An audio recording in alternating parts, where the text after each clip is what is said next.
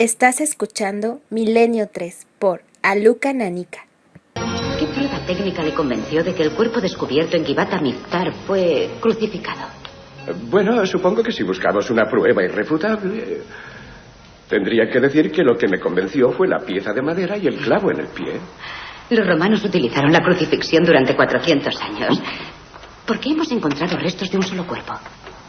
Normalmente solo crucificaban a los que eran de baja extracción social y luego incineraban sus restos o los echaban a los perros. ¿Y sería improbable encontrar los restos de un hombre crucificado en la tumba de un hombre rico? Muy improbable. Por no decir potencialmente catastrófico. ¿Catastrófico? Sí, la historia habla de que el único crucificado hallado en la tumba de un rico fue el del Rabí Yeshua ben Yosef, conocido por toda la humanidad no por su nombre hebreo, sino por su nombre griego. Jesús, hijo de José. Por increíble que parezca, varios lugares se disputan la auténtica tumba de Jesús de Nazaret. Los argumentos son diversos y en muchas ocasiones chocan frontalmente con lo descrito en las Sagradas Escrituras. El sepulcro del jardín, la tumba de Cachemira, el monte Cardú, enclaves mágicos donde no pocos estudiosos han ubicado el último paradero del hombre más enigmático de todos los tiempos. 18 minutos, bienvenidos, programa especial de Milenio 3. Vamos a hablar de ese personaje de nuevo, personaje de Jesús, y como lo habéis pedido, vamos a hablar de arqueología bíblica. ¿Cómo podría explicarse esto? Objetos que dicen sí o dicen no a las Sagradas Escrituras, investigaciones apasionantes, aventureros. En este programa vamos a conectar con diferentes partes del mundo porque, qué suerte tienen algunos, andan por ahí por zonas maravillosas como Egipto y nos van a contar datos de auténtica primicia.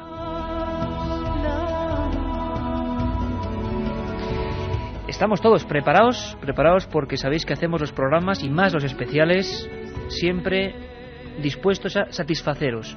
Hay varias líneas directas de contacto con nosotros que ahora mismo Carmen va a describir, pero yo os anuncio algo. Fijaos un poco en el menú, escuchad el menú de este programa especial.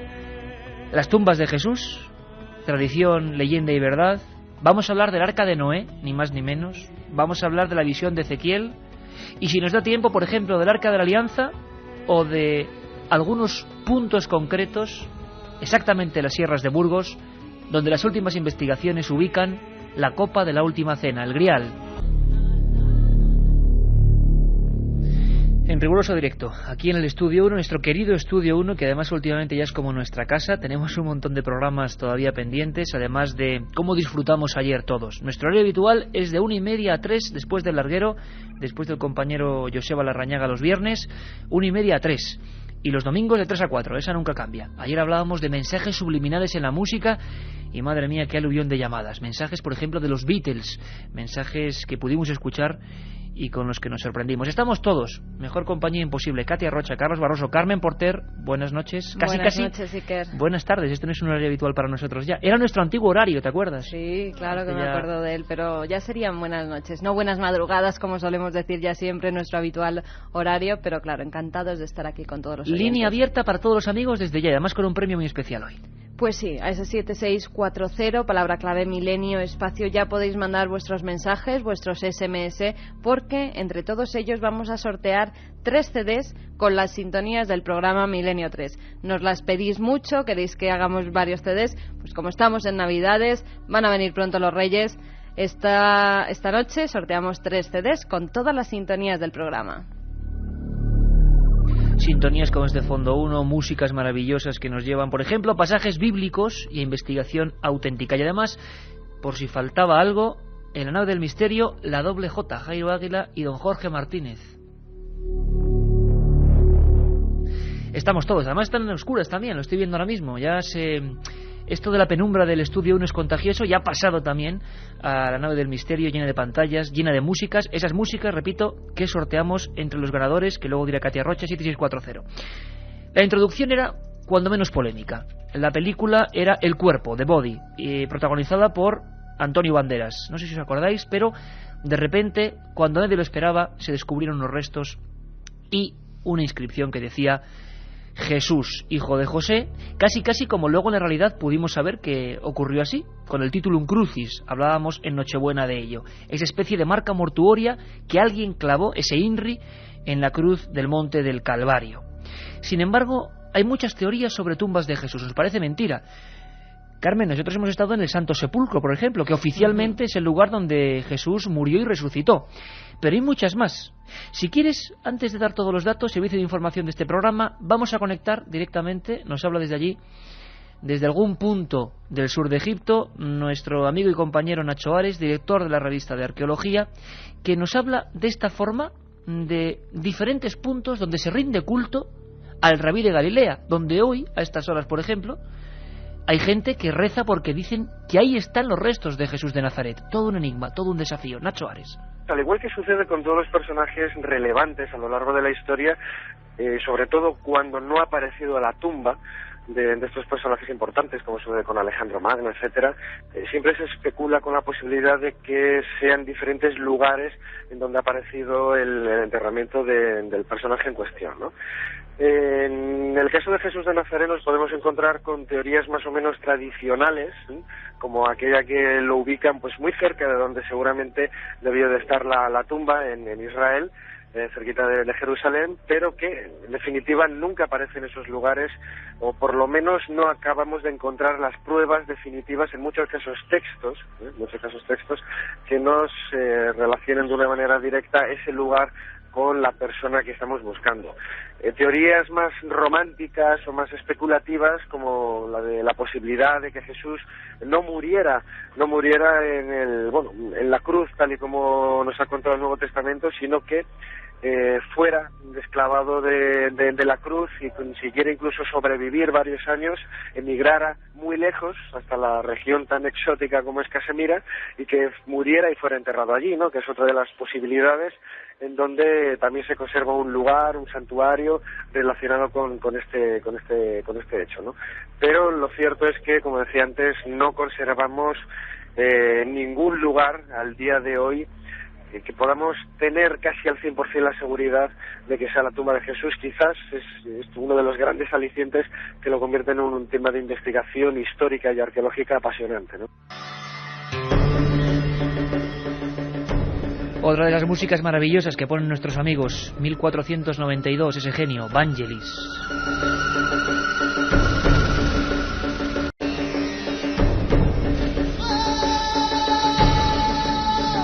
Pues lamentos de este tipo yo escuchaba, por ejemplo, en la tumba del Jardín, uno de los lugares más extraños que he podido visitar allí en Israel.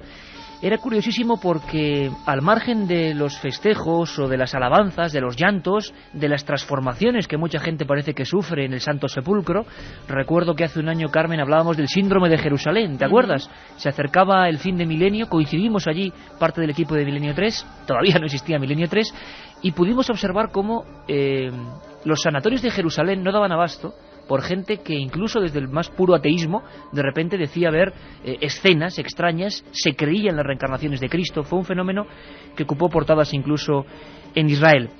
Lo cierto es que a mí me sorprendió porque a unos 2 kilómetros, si no recuerdo mal, del Santo Sepulcro, caminando por callejuelas, nos encontramos con otro lugar donde se rendía culto a unos huesos que supuestamente seguían ahí. Todo un anacronismo. Ese lugar existe y se llama la tumba del Jardín.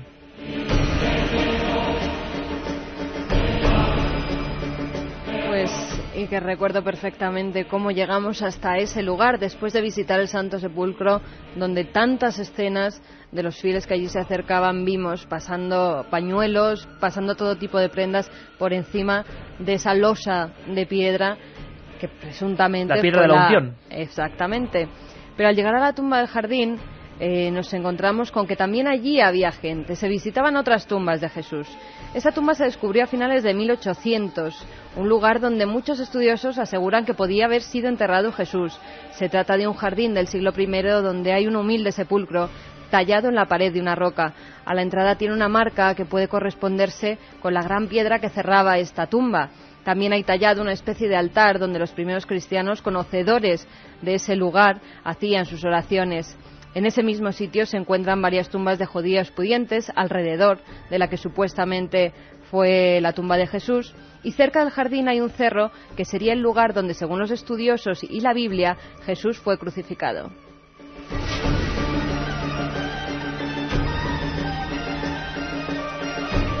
Otra gran explosión. Os recuerdo que hoy estamos dando pinceladas, como hicimos en Nochebuena, diferentes enigmas de Jesús, como haremos, luego lo recordará Katia Rocha, pero haremos mañana y también en Nochevieja, en directo. Comentaremos pequeñas piezas que son en sí un programa, pero en estas fechas creemos que es lo propio. Recordar, hacer una especie de revoltijo de historias que siguen indicándonos que arqueología y Biblia siguen siendo un gran misterio. Fijaos el misterio, por ejemplo, en la acción que hizo un hispano-germano, Andreas Faber-Kaiser, un escritor que montó un escándalo sensacional en 1976 cuando publicó un número de su revista Mundo Desconocido y un libro con el siguiente titular. Es digno de análisis: Jesús vivió y murió en Cachemira.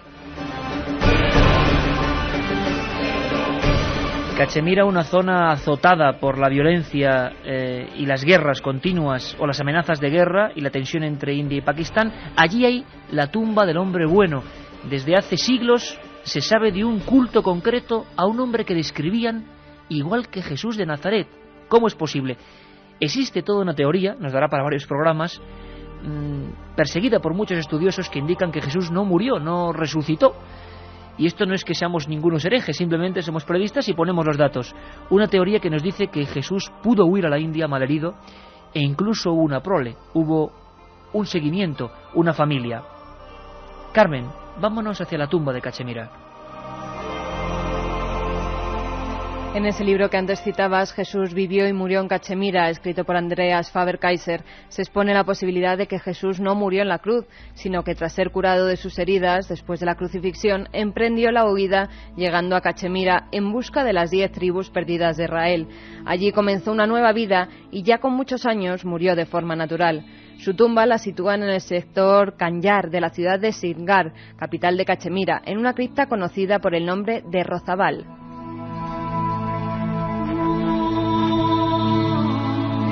La enigmática tumba del Rozabal, con varias inscripciones. La tumba era la portada de ese libro y de aquella revista que nacía entonces, 1976. Impresionante. Decía algo así como: aquí se rinde culto al Hijo de Dios. Según las leyendas, tradiciones, textos antiguos y algún libro, como el persa conocido como Negaristan Iskamir, se narra la historia de que el rey de Cachemira, cuando vio a Jesús y supo quién era, le dijo que necesitaba 50 mujeres para que le cuidara. El Mesías no quería que nadie trabajase para él, pero después de mucho insistir, accedió a tomar una mujer con la que tuvo varios hijos. Tradiciones, para algunos sin duda que pertenecerán a lo más profundo de la herejía, pero tradiciones que periodísticamente se han publicado, han motivado. Fijaros hasta qué punto han motivado escándalos literarios que un año después, tras el éxito de ese Jesús vivió en Cachemira, cuya portada era esa tumba del Rozabal, otra editorial, Plaza y Janés, si no recuerdo mal, hizo un librito que era Jesús y la estafa de Cachemira. Es decir, un libro contra otro libro, un fenómeno que, si comprendéis y si analizáis en las librerías, ocurre. Por ejemplo, cuando Sánchez Dragó sacó las cartas de Jesús al Papa, enseguida hubo un antilibro, ¿no? ¿Por qué será que cuando tocamos investigación y religión la polémica siempre salta? Nosotros no queremos hacer ningún tipo de polémica, sino exponer hechos. Sabemos que hay varios, otro sería el Monte Cardú en Francia, hay varios lugares que siguen una doctrina extraña, que Jesús sobrevivió a la cruz. Bueno, daría para mucho. Y hay lugares hoy en día donde se rinde ese culto. Y es bueno recordarlo, porque no hace sino ampliar el misterio de ese hombre enigmático, el rabí de Galilea. Incluso en Cachemira, Iker, hay todavía hoy en día alguno que dice ser descendiente de Jesucristo. 7640, palabra milenio, esas tres sintonías maravillosas como esta, menuda música, Hans Zimmer, Gladiator, músicas que inspiran y realmente elevan el espíritu y elevan la radio. Pues con esta música nos vamos a marchar en busca de otra gran reliquia de la Biblia, el Arca de Noé. ¿Parece un cuento? Pues no. Ha habido investigaciones muy concretas y muy recientes y vamos a conectar con Rusia, ni más ni menos, sobre el Arca de Noé. Escuchamos al compañero Carlos Barros. Recientes expediciones científicas y televisivas nos demuestran que la existencia del Arca de Noé puede ser algo más que un mito. En el inaccesible monte Ararat, en los territorios turcos, se cree que existen restos de la prodigiosa embarcación que se salvó del diluvio. Si esto es así, ¿cómo jamás se ha fotografiado? ¿Cómo no se han analizado sus restos?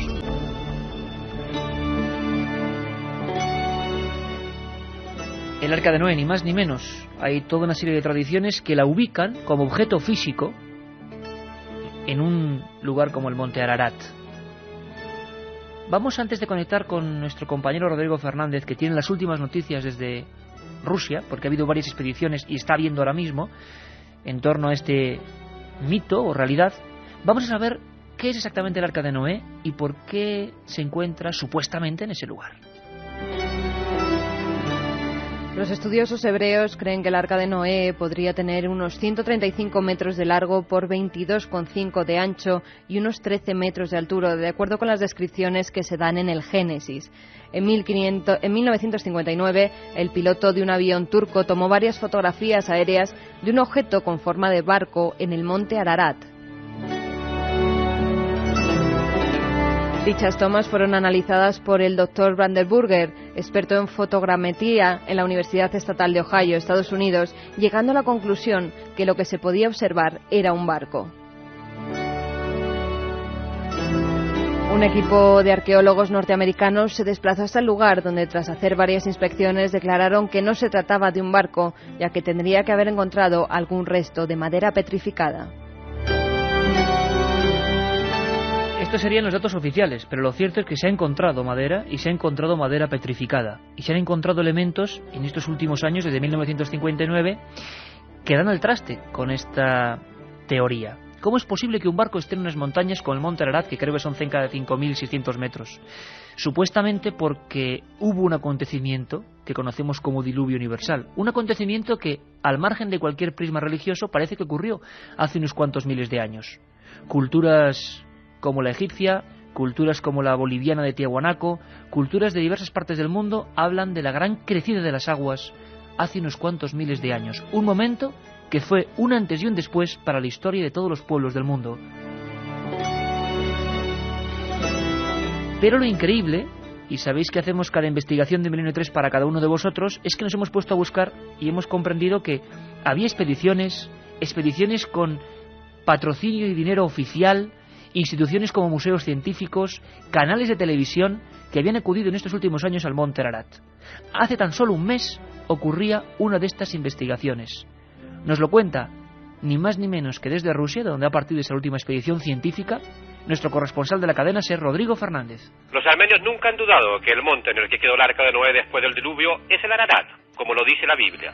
Y ahora una expedición dirigida por el lingüista y documentalista ruso Andrei Polyakov asegura haber demostrado que es verdad. Polyakov afirma que descubrió los restos del Arca de Noé precisamente en ese monte sagrado de los armenios y cristianos. Los restos del Arca, una enorme estructura de madera petrificada, habrían sido fotografiados anteriormente desde el espacio, según algunos especialistas. Para subir al Ararat, Polyakov tuvo que obtener permiso de Turquía, país donde ahora se encuentra el monte. El documentalista explicó que el Arca en realidad no se halla en la cima, sino unos 30 kilómetros de allí, en las montañas aledañas, como se dice en la misma Biblia. La estructura petrificada tiene 150 metros de largo por 25 de ancho y 15 de alto. Polyakov piensa que en realidad no hubo una sola arca, sino más bien una flotilla de naves, y señala que la última palabra la deben decir, por supuesto, los especialistas. Él, por su parte, prepara ya una nueva expedición para buscar más restos de las arcas de Noé. La otra realidad. Milenio 3. En la cadena SER. Rodrigo Fernández desde Rusia hablándonos de Polyakov y de los últimos análisis. Es que es sorprendente porque la historia continúa y estamos a unos minutos tan solo de conectar pues muy cerquita de allí, también esta vez en el norte de Egipto, y creo que en pleno Nilo nos va a esperar un compañero de este programa, un buen amigo, para hablarnos de las últimas investigaciones y análisis que él mismo participó en ellas. Esto es un lujo, en torno a la supuesta Arca de Noé o a las grandes masas de madera petrificada con forma de barcaza que supuestamente están en el monte Ararat. Carmen, más datos de este extraño objeto de la Biblia y de la arqueología. Continuaron las expediciones hacia el lugar y en 1977 el arqueólogo Ron Wyatt volvió a realizar pruebas y llevó los resultados a un laboratorio de Tennessee, donde aseguraron que se trataba de madera laminada petrificada. También se encontraron en el lugar remaches de metal, una cornamenta también petrificada, el pelo de un roedor ya extinguido, excrementos de animal y un cabello humano pelirrojo. Los expertos que afirman que en el monte Ararat es el arca de Noé apoyan su tesis en un pasaje del Génesis que dice: reposó el arca en el mes séptimo, a los 16 días del mes, sobre los montes Ararat. 22-28, aquí en el estudio de la cadena SER, y viene Katia Rocha con un montón de mensajes. Claro, imagino que mucha gente, Katia, dirá que claro, estamos repasando rápidamente las historias, cada una de estas cosas para un programa, ¿verdad? Tremendo, sí, el tema se nota que gusta, que interesa y sobre todo que despierta mucha curiosidad. Incluso les damos un poco de pena a nuestros oyentes porque nos dicen: me alegra mucho poder escucharos en estas fiestas tal cantidad de milenio, aunque de verdad que lo siento por vosotros. No, para eso estamos, y gustosos. Hay quien incluso pide más horas y luego nos piden que quieren leer vuestros libros, los libros El Archivo del Misterio y Misterios de la Iglesia, además de la Sábana Santa y otros tantos, con ese CD. Incluso nos quieren hacer chantaje. Y en cuanto a preguntas, pues, por ejemplo... 7640, palabra milenio, ¿no? ¿Qué opinas de la obra de JJ Benítez, Caballo de Troya? Para mí es el libro que tiene más sentido sobre Jesús de Nazaret. Pues bueno, yo os prometo que en no mucho tiempo intentaremos cara a cara con Juanjo Benítez, que sabéis que habitualmente colabora, no solo Juanjo, sino que encima hemos fichado a su hijo, a Iván Benítez, de corresponsal en Castilla-La Mancha. Le preguntaremos, Katia, todo eso de Caballo de Troya: ¿verdad, mentira, imaginación, datos? Emilio está sorprendido en su casa. Dice: si lo que contáis de verdad es cierto, que yo me lo creo, la Iglesia, la historia va a dar un giro enorme, ¿lo sabéis? Bueno, yo no diría tanto. Es más, nosotros no estamos contando nada que no se sepa a nivel historiográfico, que no se sepa a nivel de las teorías que existen. Fijaos que en Nochebuena hablamos de evangelios apócrifos, hablamos del Titulum Crucis. Es que hay muchas cosas que no es creer o no creer, es que, y tú lo dices muchas veces, Katia, es que desgraciadamente no se cuentan, están ahí y hay que tomarlas en cuenta, no para creer más o menos, sino por lo menos para cotejarlas. Otros oyentes partidarios de que no es posible que se encontrara el cuerpo de Jesús. Si Jesucristo resucitó y subió al cielo en cuerpo y alma, es imposible que se encuentre su cuerpo en tumba alguna. ¿Cómo influiría, otra pregunta, cómo influiría en la Iglesia que Jesús no muriera en la cruz? Pues de momento hay mucha gente que apoya esa teoría. Es más, creo que hace un año, parece mentira cómo pasa el tiempo, hace un año en otro de esos especiales de Navidad hablábamos de la historia de René Le Chateau, que el libro El Código Da Vinci, tan importante y tan vendido, lo único que ha hecho es remarcar una historia que estaba ya muy contada, en parte, que es la historia de un cura francés que encuentra unos papeles reales donde supuestamente había una información confidencial. Cristo no había sido crucificado, sino que había tenido que huir hacia la India o hacia Francia, dos teorías, y tuvo una prole, y el grial era el sangre real, la sangre real. Bueno, esta teoría, que siempre está ahí, se ha comentado, la Iglesia la conoce perfectamente, pero probablemente lo que falten sean pruebas. Pero creo que tantas pruebas hay de esa como de que resucitó, sinceramente, por lo menos ahí están. Dos mensajes diferentes que nos preguntan por libros. El primero: hace poco leí el libro de Anne Boleyn, Jesús o el secreto mortal de los templarios, y en él decía que Jesús murió con 50 años y era líder de una banda de ladrones. Bueno, claro, teorías ha habido para todos los gustos y yo creo que algunas ya incluso delirantes. Cuando ha habido un foco de éxito en libros como Jesús vive en Cachemira, como El Enigma Sagrado, un libro muy recomendable, El Enigma Sagrado, que fue el primero que habló de esta teoría, pues resulta que, claro, evidentemente se suma un montón de gente y algunos dicen auténticas barbaridades. Y el otro libro que nos sugieren es Óscar de Pamplona, que nos dice: hablando del tema de las posibles tumbas de Jesús, vais a hacer referencia al libro de Eric von Daniken, no sé si lo pronuncio bien. Von Daniken. ¿Jesús vivió y murió en la Cachemira? Es de Andrés Faber-Kaiser. Él se ha confundido, no es de von Daniken, es de un hombre que... Bueno, el 1, 2, 3. Era español. Andrés Faber-Kaiser ya no hemos hecho referencia a él. Es de formación, hemos empezado el programa con él. 7640, palabra clave milenio, que escriban sus mensajes y sorteamos 3 libros con tres discos con las músicas, 3 CDs con las músicas del programa, que es una pieza de colección porque nos lo piden muchísimo, y a ver si me das uno a mí también. Hasta luego. Lo pensaremos. Un viaje en busca del misterio. Milenio 3 en la SER. Madre mía, todo lo que pregunta la gente. Y repito, aquí estamos para documentarnos, para daros todos los datos y para que cada uno de vosotros extraigáis vuestra propia verdad, porque el equipo de Milenio 3 cree poco en las verdades oficiales y menos en las verdades absolutas. Hay un mensaje de Óscar Sánchez que nos dice: no hacéis radio de misterio, lo vuestro es investigación, historia y cultura. ¡Feliz Navidad! ¿Y qué es el misterio bien entendido sino eso? Muchas gracias, compañeros y amigos, que estéis venga a escribirnos, y con vuestras peticiones hacemos estos programas. Y ya queríamos, como siempre, intentar un lujo mayor. Conectar, vamos a ver si lo logramos, por supuesto que sí, con nuestros compañeros. Hablamos y nos ponemos la cruz, nunca mejor dicho, en un lugar del mapa. Norte de Egipto, río Nilo, a estas horas, madre mía, lo que tiene que verse por ahí.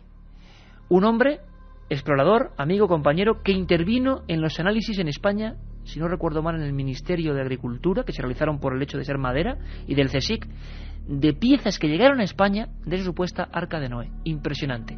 Don Manuel Delgado, buenas noches. Muy buenas noches, Iker. ¿Dónde te encuentras ahora mismo, Manuel? Ahora mismo estoy navegando en un barco, hemos salido del templo de Edfu y estamos dirección hacia Comombo. Y bueno, desde mi ventana no se ve prácticamente nada, excepto pues todas las estrellas que están iluminando este firmamento egipcio. Yo sé que tú indagaste muy profundamente en este aspecto, que incluso llegaste a realizar algunos análisis de algunos materiales. Cuéntanos, por favor. Bueno, las leyendas, tanto por un lado turcas como por otro lado armenias, siempre hablaban de esta montaña como la detentora de este arca narrado bíblicamente. La verdad es que la Biblia es muy concisa en este término, porque igual que habla de muchísimos sucesos históricos acaecidos por unos lugares que no sabe muy bien por qué ni dónde están, en cambio en este caso sí menciona la montaña del Ararat de una forma muy concisa. Para los turcos lo llaman la montaña Agrita, la montaña del dolor, y para los armenios es Masis Leusar, la montaña del arca. Tanto por un lado como por el otro ladera de la montaña siempre existían estas leyendas, primero de personas que subían allí a buscar betún, a buscar esta brea que luego vendían, y que bueno, también sabemos por los textos bíblicos que el arca estaba revestida de esta brea. Por otro lado hay también pues tradiciones y leyendas, como por ejemplo la de un holandés, Jan Janson, que en 1670, andando por aquellos lugares, curó de una herida a un monje de un monasterio que está allí en la ladera de la montaña de Ararat. Este monje, pues agradecido al holandés, le regaló un crucifijo hecho de madera, asegurándole que esta madera procedía del Arca de Noé. Es decir, las leyendas de estos dos lugares, tanto la parte turca como la parte armenia, siempre han asegurado que allí estaba el arca, ¿no? Pero la pregunta, Manuel, sería, claro, ¿por qué no hay evidencias, digamos, por ejemplo, fotográficas de la inmensidad que tiene que tener ese artefacto que quedó ahí en las montañas después del supuesto diluvio? Pues porque a 5.000 metros de altura aquello está todo siempre rodeado de nieve, y además las expediciones que han intentado y que han logrado llegar al Arca de Noé la han descubierto por alguna fractura de estos glaciares. En este caso, Ferdinand Navarra fue una persona que, bueno, en el año 1937 pertenecía a las fuerzas militares francesas desplegadas en Oriente Medio. Allí conoció a un armenio de nombre Ali, que fue el que le empezó a hablar de esta montaña, hasta que en el año 1952 realiza la primera expedición. Él llega a la cumbre de la montaña, pero no descubre absolutamente nada. En el año 53 realiza una segunda expedición a la montaña, y es en la tercera expedición, en el año 1955, cuando sube con su hijo Rafael a la cumbre. Allí se despliega toda una tormenta impresionante. Ellos tienen que meterse en una especie de agujero para poder pasar la noche. Por lo visto, la noche aquella fue espectacular, porque los dos abrazados intentando no morir por el frío. Bueno, a la mañana siguiente, cuando dan los primeros pasos, descubren en una de las grietas del glaciar algo que parece madera. Se descuelgan con unas escalas y unas cuerdas, y es cuando por fin llegan y tocan el arca, ¿no?, de lo que es la figura de una gran nave.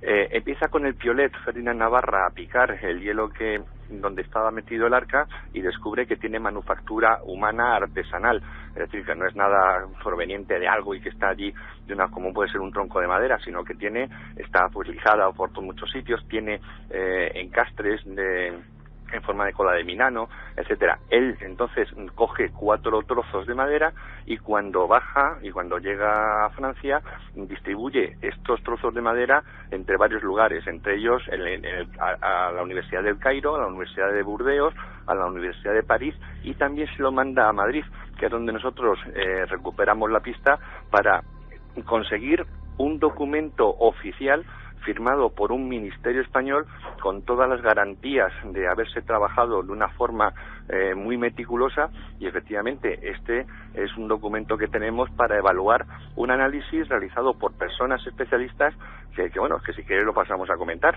¿Qué dice ese análisis, Manuel? Estoy seguro que toda la gente está esperando. ¿Qué se dice de ese trozo que supuestamente llegó desde esa nave prodigiosa, ni más ni menos que a un ministerio en Madrid? ¿Qué se cuenta? Pues es bastante extenso. El informe está redactado el día 7 de abril del año 1956 por el ingeniero jefe de la sección de maderas, don Valentín Pérez Fraile, padre de la que actualmente ocupa el mismo puesto en este INIA, en el Instituto Nacional de Investigaciones Agrarias del Ministerio de Agricultura, Pesca y Alimentación. Entonces, resumiendo un poco, primero habla de lo que son las características físicas. Dice que el trozo de madera examinado presenta 2 zonas de consistencia completamente distintas. Por un lado, la externa aparece francamente alterada y fácilmente se desprenden con la uña pequeños fragmentos de tejido en principio de descomposición. Por otro lado, su interior presenta una madera dura y compacta de color negro de fácil pulimento. La densidad de esta madera es de 1,1, es decir, es una madera que si la ponemos a flotar en agua, pues se hundiría. Del estudio de la estructura leñosa que se ha descrito se deduce claramente que la madera estudiada pertenece a la especie Quercus pedunculata er, es decir, un tipo de roble. Por otro lado, la antigüedad de la madera dice que aparece la densidad de la muestra con un valor de 1, y como lo normal de la madera de roble está comprendida entre 0,8 y 0,85, es evidente que dicha muestra se encuentra en periodo de fosilización dentro de la fase lignito. El color, en el que ha influido indudablemente el elevado porcentaje de tanino propio de la madera de roble, confirma por su parte el estado anterior. Puede, por consiguiente, y atención a este dato, suponerse que la edad de la madera muestra presentada oscila alrededor de los 5.000 años. 5.000 años. Madre mía, algo espectacular y que imagino que motivó sus comentarios en su día para los propios analistas, ¿no? Y a día de hoy, Manuel, ¿qué tenemos en torno a las investigaciones? ¿Qué crees que se puede encontrar este grupo de soviéticos mezclando ciencia, mezclando investigaciones patrocinadas por ciertos canales de televisión? ¿Se pueden encontrar el arca en sí o van a encontrar restos? ¿O tú qué crees que va a ocurrir? Hombre, la prueba que esta tercera expedición de Ferdinand Navarra allí a la montaña del Ararat es auténtica, es que posteriormente, en el año 1969, se hace una expedición que se llama el SERT, en el que, Ferdinand Navarra aparece como guía de la expedición. Consiguen encontrar la misma nave allí a 5.000 metros de altura en el Monte Ararat y recuperar maderas mucho más grandes de las que se había traído en su viaje anterior.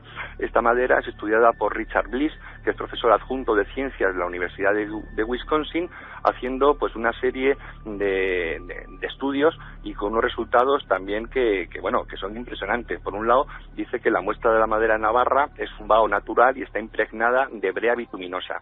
Dice que aquí se encuentra uno de los grandes enigmas que se han comentado un poco, porque la brea no está aplicada exclusivamente por la parte superficial exterior de la madera, sino que dice que la brea está presente en toda la madera, es decir, en la parte exterior y en la parte interior. Es decir, la única posibilidad de que se haya aplicado esta brea ha sido por presión. Pero claro, si ya es imposible o ya es bastante complicado el pensar cómo hace 5.000 años se hace un barco con unas dimensiones impresionantes y que además es capaz de surcar aquella tormenta apocalíptica, etcétera, también tecnológicamente cómo es posible aplicar brea con presión. Después el astronauta James Irving hizo analizar una muestra de madera recuperada también por Navarra, por el profesor Knox de la Universidad de Georgia en el año 1985, y también dijo que todo lo narrado en la Biblia referente a cómo tenían que hacer el arca, cómo tenían que aplicar la brea, el betún, etcétera, para que fuera estanca y además no se produjera ningún tipo de intrusión del agua, etcétera, pues dice que se corresponde exactamente todo lo dicho en las escrituras bíblicas con los restos que se han encontrado. Es decir, la correlación directa del hecho histórico narrado en la Biblia para mí no ofrece la menor duda.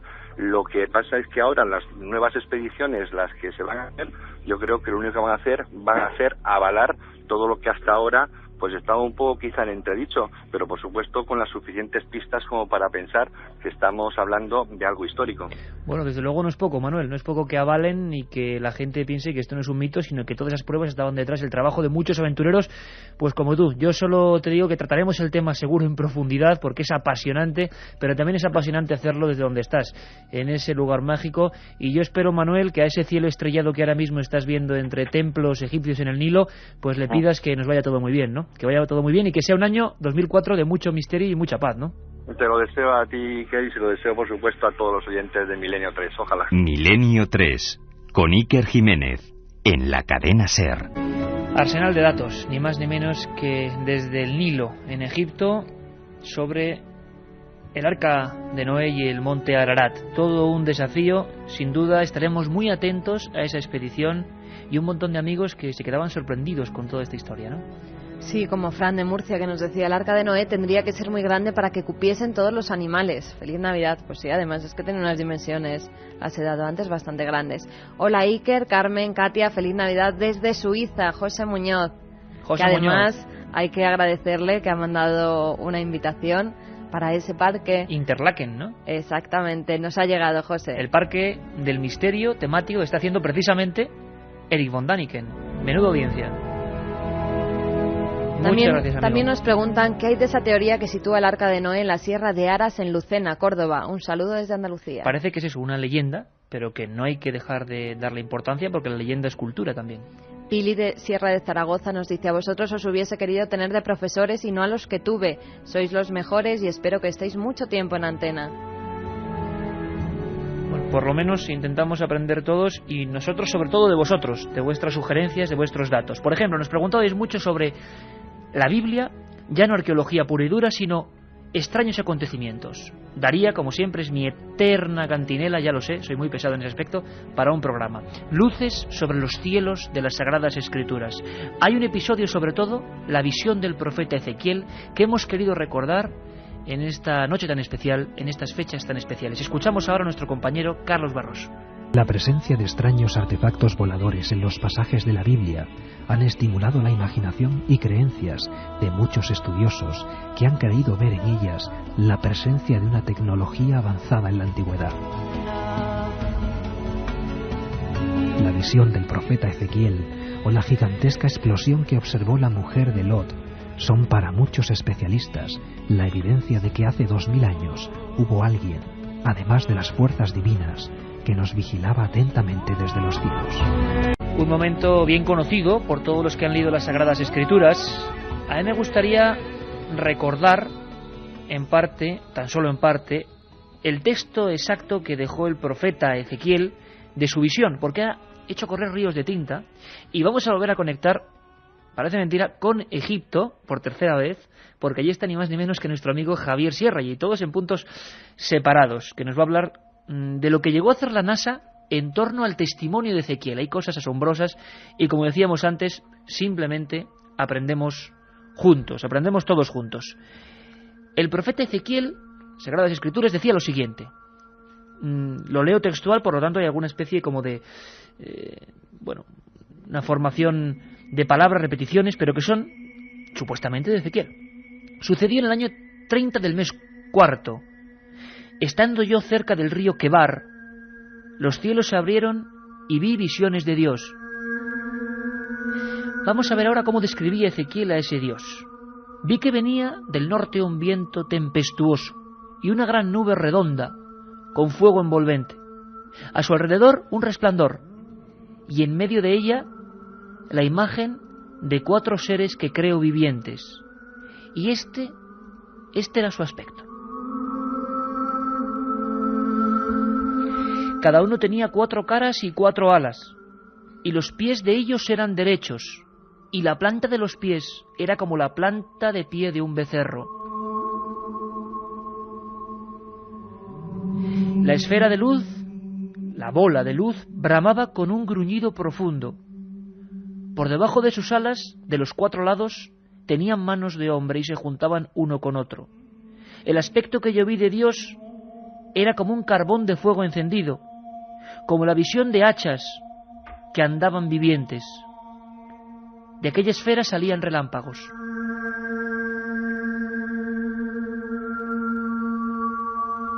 Sobre las cabezas de los seres vivientes aparecía una extensión en forma de cristal maravilloso, y por debajo de ese cristal el fuego y los cuerpos derechos. Estos cánticos de Baraka, otra de las músicas que hoy sorteamos en ese CD, a todos los amigos que nos ponen Jorge Martínez y Jairo Águila, nos pone el vello de punta, nos traslada casi a ese lugar, a esos desiertos donde Ezequiel se encontró con algo en el mes cuarto del año 30. Se ha dicho mucho, Carmen, de Ezequiel, de su visión, pero ¿tú sabías que incluso la NASA, nombres y apellidos, ingenieros, llegaron a hacer un artefacto en torno a ese testimonio, que es muchísimo más largo, por supuesto? Sorprende que haya cristal, fuego, cabezas, seres unidos. Claro, ¿cómo describiría uno algo extraño? Para él era Dios, quizá era Dios, no lo sabemos, ¿no? Pues la verdad es que no conocía nada de esta historia y me ha dejado sorprendida. Sabía de la visión de Ezequiel, incluso también se hablaba en las Sagradas Escrituras de un carro de fuego, pero lo que es el cristal y menos que la NASA esté detrás de la historia de la visión de Ezequiel. Estuvo, por lo menos hizo un proyecto con un ingeniero y pasaron a la paleta y a la pantalla la descripción exacta con medidas. ¿Sabes quién nos lo va a contar? Ya lo intuyes, ¿no? Me lo puedo imaginar. Javier Sierra, en el Cairo. Javier.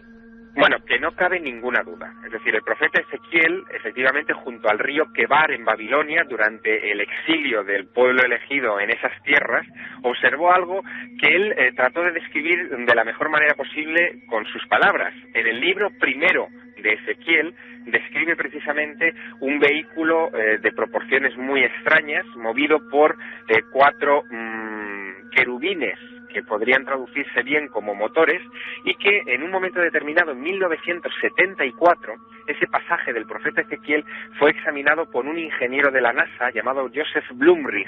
Este hombre, incrédulo ante los que decían que la visión del capítulo 1 del profeta Ezequiel correspondía a un vehículo espacial o a una especie de nave tripulada, pues llevó la descripción en palabras de la época del profeta Ezequiel a la tabla de dibujo, a la mesa de dibujo, y descubrió una cosa sorprendente. Llegó a la conclusión de que aquello que describía el profeta era una suerte de helicóptero propulsado por 4 rotores, e incluso él llegó a patentar una rueda multidireccional para que se empleó después en ese periodo, en las misiones Apolo, precisamente a raíz de la lectura del libro de Ezequiel.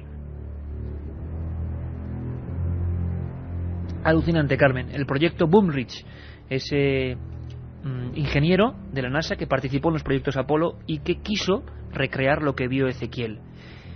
Es absolutamente maravilloso. Pero nos vamos de un objeto recreado por la NASA en torno a una visión de un profeta a otro objeto.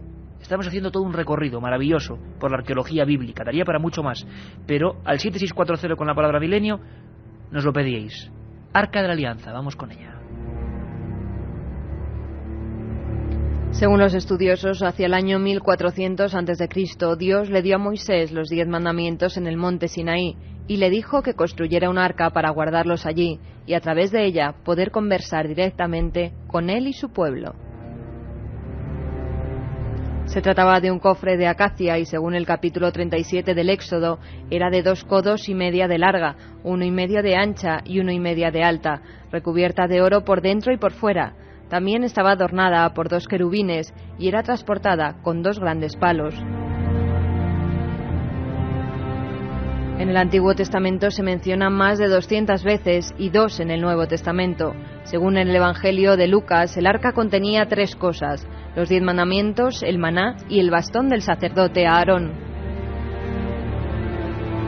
El cofre era una manifestación física de la presencia de Dios. Se recurría a sus poderes en tiempos de guerra. Josué consiguió abrirse paso en las aguas del Jordán al tocar estas con el arca, pero solo podían entrar al recinto donde se guardaba aquellos que fueran puros de corazón. Durante mucho tiempo este objeto estuvo situado en el Sancta Sanctorum del Templo de Salomón en Jerusalén. Cada historia un mundo, el Arca de la Alianza. Haremos un programa de qué expediciones ha motivado el Arca de la Alianza. Por ejemplo, entre los nazis. Nos vamos a quedar muy sorprendidos. Y para dentro de poco, nos lo pedís también.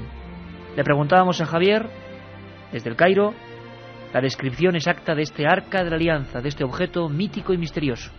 Bueno, pues el Arca de la Alianza es el gran objeto citado por la Biblia que buscan todos los egiptólogos y arqueólogos del mundo. Y digo bien lo de egiptólogos porque uno de los lugares donde se ha buscado también el Arca de la Alianza ha sido precisamente aquí, en las riberas del Nilo, sin ningún éxito hasta la fecha, también hay que decirlo.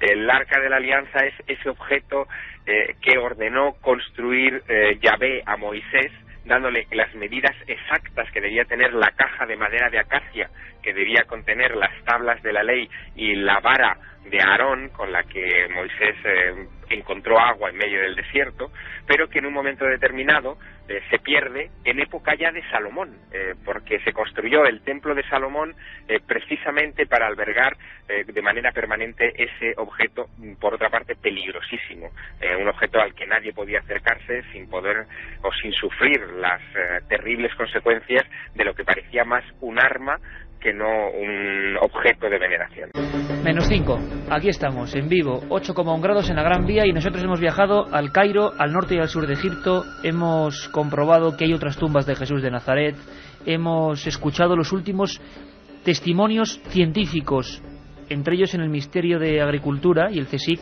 sobre piezas que parece que podrían provenir del monte Ararat y del Arca de Noé.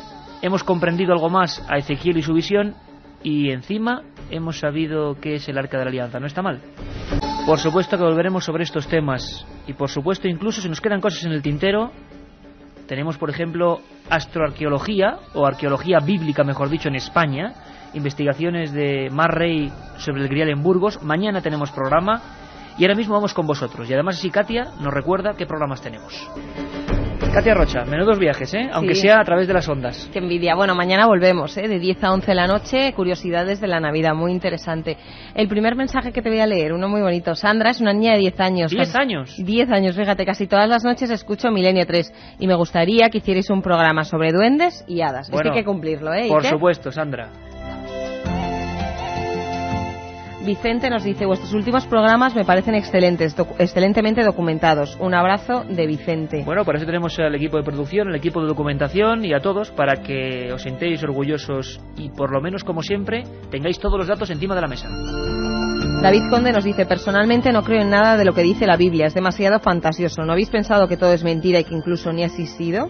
Yo es que ya no sé ni qué es mentira ni qué es verdad. Solo sé que, bueno, que hay cosas muy interesantes y que son dignas de ser contadas. Tomás de Valencia dice, Noé es considerado el primer marino cristiano. La fecha que dice la Biblia en la que posó el arca es 16 del 7. Es la Virgen del Carmen, patrona de marineros. Curioso. ¿Te parece, Katia, que vayamos, por si acaso se nos olvide, con los ganadores? Sí. Álvaro de Navia dice, voy a releer la Biblia y los evangelios apócrifos. Me gusta que me hagáis pensar y reflexionar. Gracias. Ese se lleva un CD, ¿no? Ese, un CD con las músicas del programa. Qué suerte. Por cierto, que evangelios apócrifos, que es un tema que tocamos el año pasado, la Navidad pasada, los textos que la Iglesia dijo que eran prohibidos y que son más voluminosos que los propios evangelios canónicos. Volveremos a hacer un especial. Rosana de Mallorca, alucino con vuestro programa, estoy de acuerdo, no es misterio, es cultura. Y el otro ganador es Marcos de Astorga, estudió COU, no tenía claro que iba a estudiar, pero desde que os escucho quiero estudiar periodismo y ojalá algún día trabaje con vosotros. Bueno, pues mucha suerte, compañero. Domingo Buiza de Gordon, León, dice, os felicito por vuestro programa, a ver si habláis del trozo de la cruz que hay en Potes, Santander. En Potes, Santander. Es que curiosamente los oyentes nos dan muchas de las pistas. Por ejemplo, ¿sabéis que al 7640 nos escribió un muchacho de Ledesma, si no recuerdo mal, Salamanca, que nos hablaba de en una iglesia se rinde culto, por lo menos, se rinde culto a los que decían que eran los restos de los 3 pastores que adoraron a Jesús? Es decir, España está llena de leyendas y de mitos que, desde luego, van a tener que ser investigados. Manuel Alcañite, Teruel, dice: Jesús era Cristo, esto es Espíritu Santo. Al morir Jesús, la carne y el espíritu se transformaron en energía y cambió de plano físico. Bueno, puede ser, quién sabe.